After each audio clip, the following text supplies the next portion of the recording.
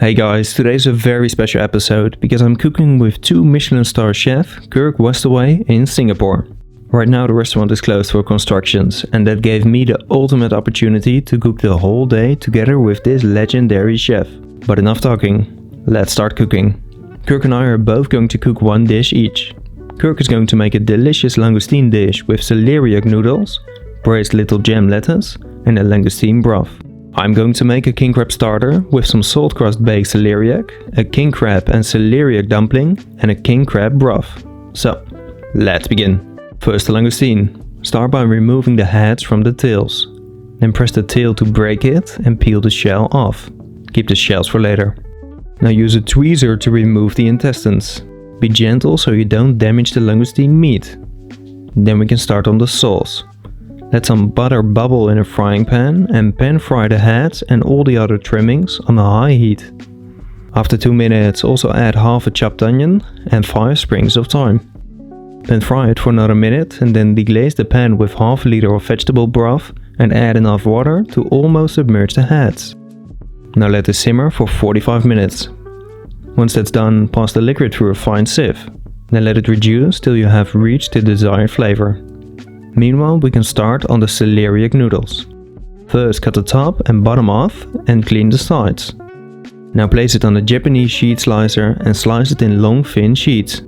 Find a link to the machine in the description of this video. Don't worry if it breaks in between. Then fold the celeriac a couple of times and cut it to the desired size. These sheets are around 40 centimeters. Trim the sides and then cut it in thin long noodles. They are around half a centimeter wide. Keep the noodles covered in your fridge for later. Then for the little jam lettuce. Cut the bottom off and remove the outer leaves. Now cut them in half. After that, add a knot of butter to a hot frying pan and pan fry the lettuce on the flat side. Add some salt for seasoning and once they start to color, add a clove of garlic and a sprig of thyme. Then deglaze the pan with some vegetable broth and braise the lettuce on a medium heat. Now take them out of the pan and keep them on the side for later. Then back to the celeriac noodles. Pour 200 grams of cream into a saucepan together with 200 grams of vegetable broth, 100 grams of butter and 50 grams of mustard. Bring this to a boil. Once it's boiling, add the celeriac and gently let it simmer on a low heat till the celeriac is almost cooked. Then drain the liquid and season the noodles with lemon zest. Now set it on the side. Then add a drizzle of oil to a hot frying pan and pan fry the langoustines on the back side. Once they start to color, add a knot of butter. When the butter stops bubbling, take the langoustines out of the pan and baste the top with the caramelized butter. Now when necessary, cook them for a couple of more seconds under the grill. Then we can start to plate. First place the braised lettuce on the side and use a tweezer or a meat fork to roll up the celeriac. Place that on the other side and sprinkle some chopped chives on top. Now put the pan-fried langoustine in the middle. Then use 2 small spoons to make a caviar canal and place it on the celeriac. Now decorate it with some fennel tops and serve it with delicious langoustine reduction. So this is a dish for today. Not really on the menu, just off menu for our small collaboration. Inside we've got our celeriac ribbons that we finely slice, roll them into a tagliatelle style, blanch that in a vegetable stock with the cream and the whole grain mustards. Very lightly cooked, spun it around the fork. On the side is our braised lettuce. We have a little spoon of our crystal caviar on top and the roasted langoustine. With all the trimmings of the langoustine head and the arm and the shells, made a very light piece. No alcohol, don't put alcohol in the sauce. Just very light. I didn't really roast the shells because I'm not looking for a strong roasted flavor in the sauce. So very, very light, more just quick sear and a light braise for the stock now. So nice. It's a combination and all the flavors work together very well. So please tuck in and take a taste. Yeah, definitely can't wait. It looks super tasty. It's just...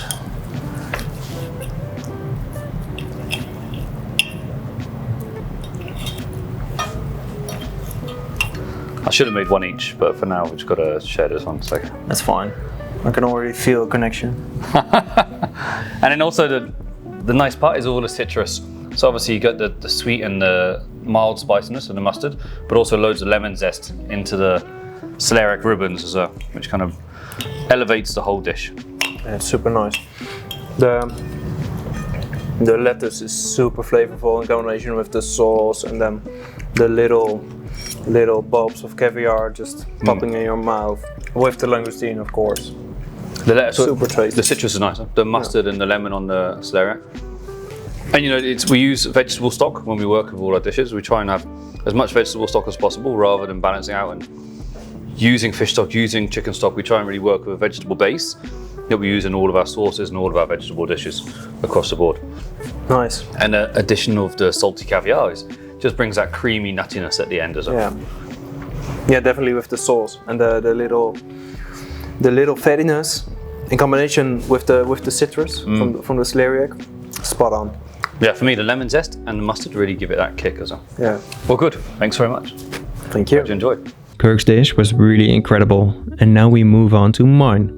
Let's begin with the salt-crusted baked celeriac. Transfer 400 grams of flour on your worktop and use a bowl to make a well in the middle. Now fill the well with 400 grams of coarse salt and 250 grams of water. Mix it and knead it into a firm dough. Then dust some flour on your worktop and flatten the dough with your hands or use a rolling pin. Place the celeriac on the dough and cover it completely. Then transfer it on a tray or a container and bake it in an oven at 180 degrees Celsius for around 90 to 120 minutes. Once it's baked, let it cool down for 15 minutes and then use the back of a knife or a cleaver to break the top. Open it up and remove the celeriac from the dough. Then let it cool down in your fridge. Once it's cold, clean it and cut 1/3 into slices that are around ½ centimeter thick. Cut those slices with the desired cutter and keep them in your fridge for later. Cut the remaining celeriac in big cubes and transfer 300 grams into a pan together with the peel from half a lemon, 100 grams of cream and 200 grams of vegetable broth. Now let the liquid reduce on a medium heat till almost all the liquid has vaporized. Then remove the lemon peels and transfer the celeriac into a blender. Blend it till smooth. Now keep it in your fridge for later. Then for the king crab. First stir the king crab around and cut the head in half with a chef's knife or a cleaver to kill it. Now use a scissor to cut off the legs. Keep them in your fridge for later. Then cut the head in smaller pieces and remove the dead man's fingers. Throw them out because they are super bitter. Now heat up a big pot, add a drizzle of oil and pan fry the king crab head till it starts to color. Meanwhile cut 3 onions in half and clean them. Now chop them. Then also cut half a bulb of garlic in half and add it to the onions. Now add this to the pot and pan fry it for a couple of minutes. Then deglaze the pot with 200 grams of white wine, 100 grams of Pernod and also add 4 sprigs of tarragon.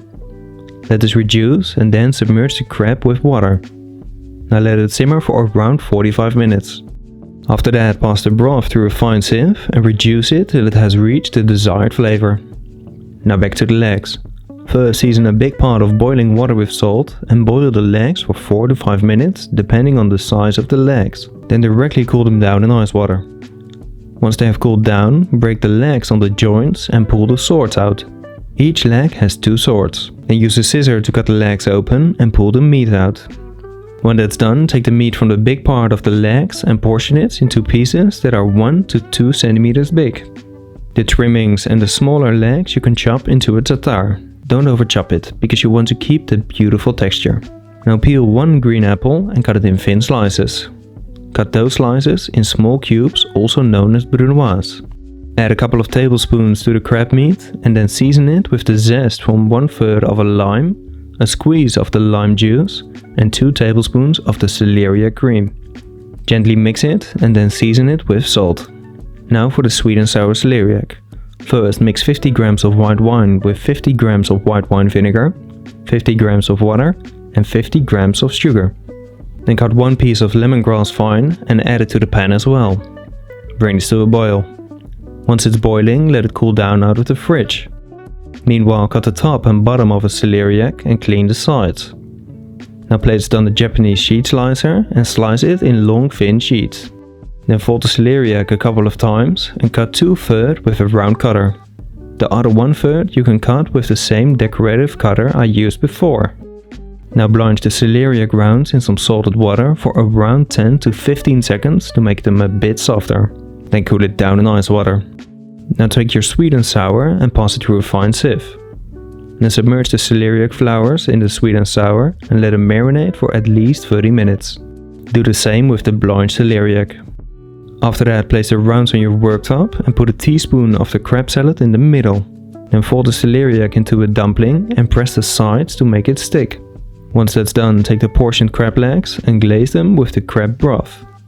Then season with some flaky salt and lime zest. Now we can start to plate. First, place 3 of the salt crusted cooked celeriac in a triangle on a plate and place the marinated crab on top. Then put 3 of the crab dumplings in between and pipe a couple of dots of the cream on the plate and on the dumplings. Now decorate it with fennel grass, white alyssum flowers and the sweet and sour celeriac flowers. And then I serve it with the delicious king crab broth. So guys, this is the second dish. This is actually then my dish. We just tasted Kirk's dish. Super incredible flavors, beautiful textures, really spot on dish. I've made a bit of a fresh appetizer. It's a king crab with celeriac that's cooked in salt crust, some sweet and sour celeriac, just to give it a little bit of a bite and also a bit of a buzz in combination with the salt cooked celeriac. Super nice flavors, I think. The sauce, the broth that I'm serving it with, it's quite simple. It's just a reduction of the cooked heads with some Pernod, some white wine, very delicious flavors, and I hope you'll like it, chef. Sure. Well, thank you. Dig in. Thanks very much. So the the celeriac is just poached mini slices, or this is the? Well, I have two this actually. Is the salted. Yeah, I have the salted. That's the little flowers underneath the king crab, and then you have the sweet and sour celeriac. That's the dumpling, and also the little flowers. The flowers I didn't blanch, just to give it a bit of texture. Yeah. And the other one I did blanch because otherwise they don't stick together. So nice. The mousse is really delicious inside, and the texture from the pickled crunch works very well. Yeah, I really like the little flower petals or flowers that I bought here in Singapore. Yeah, very pretty. The cutter.